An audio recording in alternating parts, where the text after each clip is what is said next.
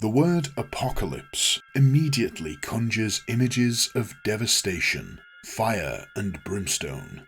Entire civilizations engulfed by flames of destruction and endless expanses of death, fire, and the end to all of mankind and nature as we know it. After all, the apocalypse is the end of the world, right? Yet, this association with destruction is a modern interpretation, far removed from the term's original meaning.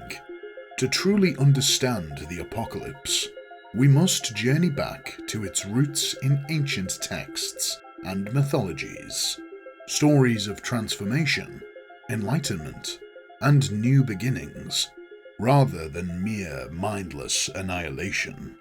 Welcome to the Vortex, where mythology, lore, and history collide, where we journey back to connect ancient tales to current times.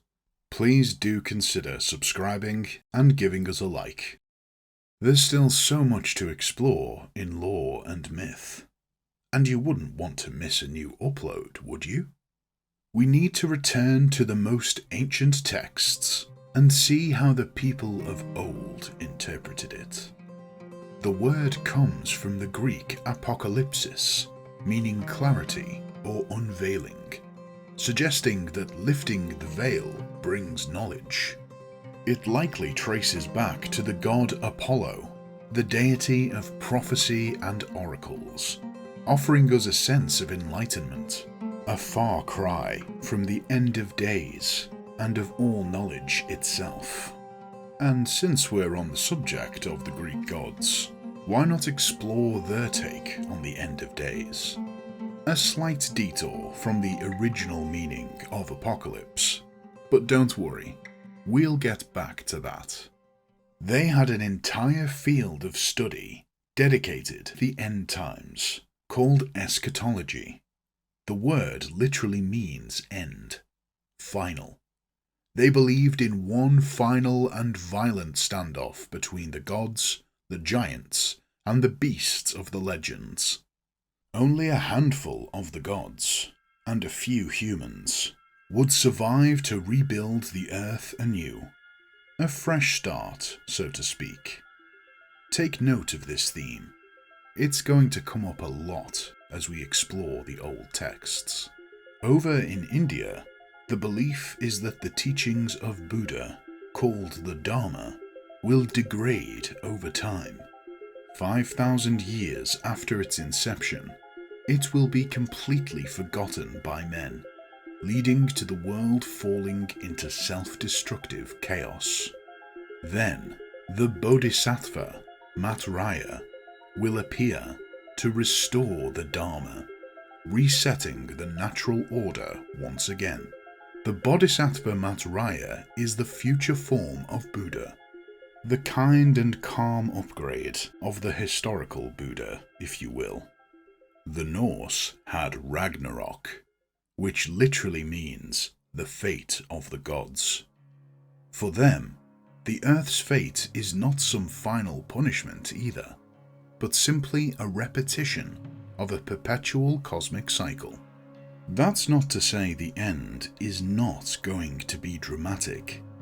They believed that the end would start with a deep and deadly winter before the wrath of the planet is unleashed upon the survivors. Loki, with his army of giants and the dead, fall on the earth. Surtr, the fire giant, sets the world alight with his flaming sword. The sea serpents rise from the waves, sending water streaming into the land from all corners of the ocean. The gods, the beasts, and the giants wage such a vicious battle for the world that even Odin, the father of them all, meets his demise.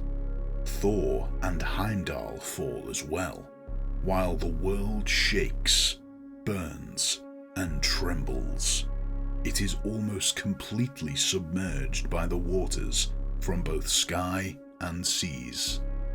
In the end, Only Odin's 4 sons, Vidar, Vali, Baldur, and Hothor, survive the fight, along with 2 humans, Leif and Leifthrasil, who'd taken refuge in the roots of the Yggdrasil tree, and they, with the help of the 4 remaining gods, go on to repopulate the new green, fertile, and revitalized Earth. As epic and outrageous as this final battle of the gods might sound, it was not viewed as a terrible thing to be feared.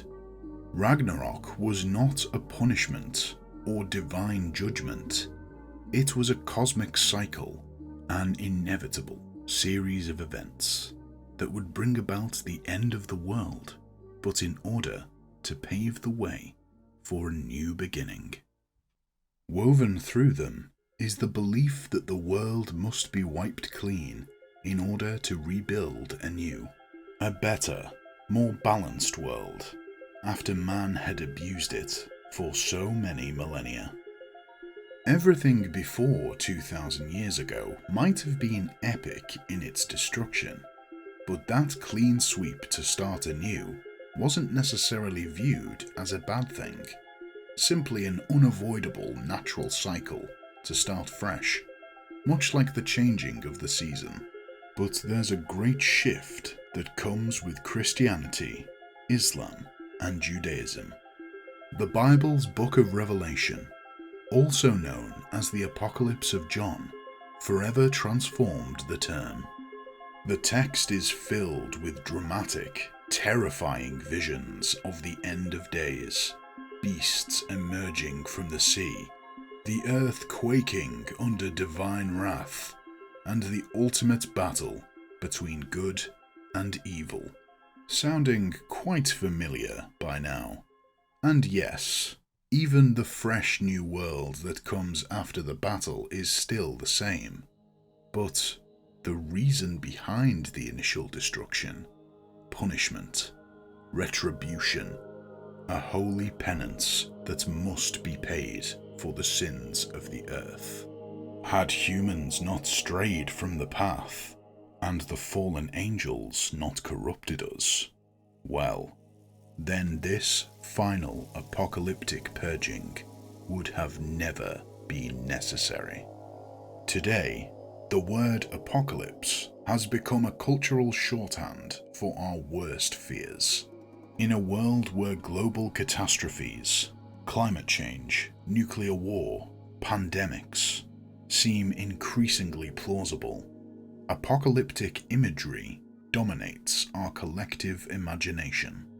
Cinematic media has embraced this darker interpretation, with films like Mad Max: Fury Road and The Day After Tomorrow, TV shows like The Walking Dead depicting humanity's struggle to survive in the aftermath of global disaster. Even modern portrayals of Ragnarok, such as those in Marvel's universe, tend to focus on fiery destruction rather than the promise of rebirth. What's fascinating is that these ancient concepts still resonate deeply. They tap into something primal, a fear of loss, yes, but also of humanity's endless pit of grit, hope, and the will to prevail in the face of certain death. At their core, both the apocalypse and Ragnarok are metaphors for the cycles of existence: creation, destruction, and rebirth. When we strip away the layers of fire and chaos, we see that these stories are about resilience. They remind us that even in the face of overwhelming loss, there is always the possibility of starting anew. The original sense of apocalypse unveils hidden truths. It shows us what needs to change and what we must let go of to move forward. In our world today, grappling with various crises, political turmoil, and societal upheaval, these ideas feel eerily timely, but then again, every generation feels that their lives are more rife with uncertainty than those that came before them, do they not? Instead of viewing these tales solely as stories of doom, we can see them as opportunities for reflection and growth. Destruction is not the final chapter, it is a vital part of the process. Through chaos, we uncover truths, and through endings, we find new beginnings.